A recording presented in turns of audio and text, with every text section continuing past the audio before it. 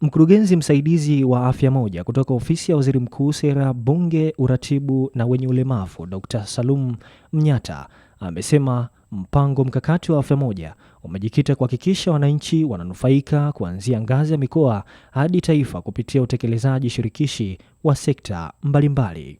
Kauli hiyo ameitoa mkoani Morogoro wakati wa kikao kazi cha tathmini ya mpango mkakati wa kitaifa wa Afya Moja mwaka 2022 hadi mwaka 2027 kilichoratibiwa na Ofisi ya Waziri Mkuu kupitia kitengo cha Afya Moja kwa kushirikiana na shirika la CIHEB Tanzania kupitia mradi wa usalama wa afya duniani. Utekelezaji wa Afya Moja maana yake lazima umelenga kwa wananchi ambao wako kwenye subnational level, kwenye ngazi ya mkoa na kwenye ngazi ya wilaya. Kwa hiyo hii tunaainisha shughuli zote zilizofanyika kwenye ngazi zote, kuanzia ngazi ya uratibu, ngazi ya ambao ndo national level, kati ya sisi tunao uratibu shughuli za Afya Moja pamoja na focal points za kwenye sectors na mamlaka na institutions zilizoko chini ya wizara, lakini kuangalia na wenzetu wa mamlaka za mikoa na serikali za mitaa wametekeleza nini. Hiyo ndio shughuli kubwa ambayo imetukutanisha hapa, na bila shaka tukimaliza vizuri maana yake itatusaidia kwa ajili ya kuandaa mpango mkakati mwingine wa utakapoanza ambao tunategemea uanze 2028 na kuendelea. Kwa upande wake, mratibu wa Afya Moja na mfuatiliaji wa magonjwa ya kizoonotic kutoka Wizara ya Afya, Dr. Gwakisa John amesema sekta ya afya imeendelea kushirikiana kwa karibu na sekta nyingine kupitia uratibu wa Ofisi ya Waziri Mkuu katika kukabiliana na magonjwa na majanga yanayoathiri binadamu. Aidha, ameongeza kuwa sekta ya afya imekuwa ikifanya jitihada za kutafuta rasilimali kupitia njia mbalimbali ikiwemo maandiko ya miradi ili kuhakikisha shughuli za Afya Moja unakuwa endelevu na wenye matokeo chanya kwa binadamu na mifugo. Tumekuwa tukihakikisha kwamba tunashirikiana kupitia uratibu wa Ofisi ya Waziri Mkuu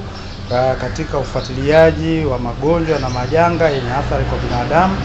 na katika utekelezaji wetu tuna magonjwa mbalimbali na matukio mbalimbali ambayo sisi Wizara ya Afya tumekuwa tukishiriki katika ufuatiliaji na udhibiti, yakiwemo magonjwa ya milipuko yenye uhitaji wa sekta nyingine kama ugonjwa wa kichaa cha mbwa, magonjwa ya kimeta na mengine. Basi tumekuwa tukishirikiana na wenzetu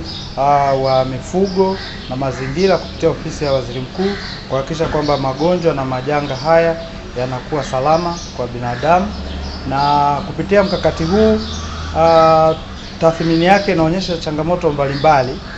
ikiwemo bado tunahitaji kuboresha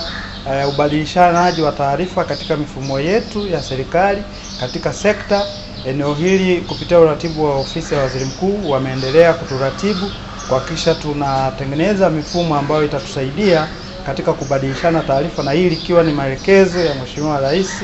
ya kuhakikisha mifumo yote ya serikali inaongea kwa pamoja, na Mheshimiwa Waziri ametuelekeza sisi wataalamu kuhakikisha tunafanyia kazi eneo hili. Naye mkuu wa kitengo cha Afya Moja na uratibu wa mradi wa usalama wa afya duniani unaotekelezwa na shirika la CIHEB Tanzania, Dr. Irene Masawe amesema kuwa ndani ya siku 4 za kikao hicho washiriki wamefanikiwa kupitia kwa kina maeneo mbalimbali ya utekelezaji wa mpango huo.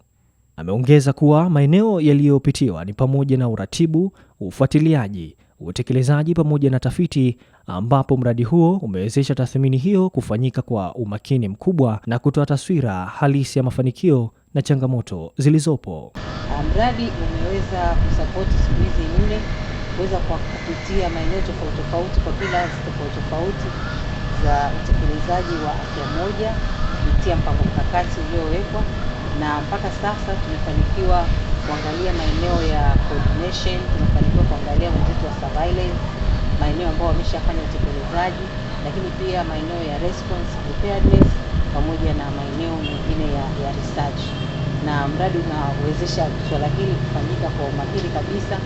Kikao hicho ni sehemu ya jitihada za serikali kuhakikisha mipango mikakati inafanywa tathmini ya mara kwa mara ili kuongeza tija, ufanisi na ubora wa huduma za afya pamoja na usimamizi wa majanga nchini.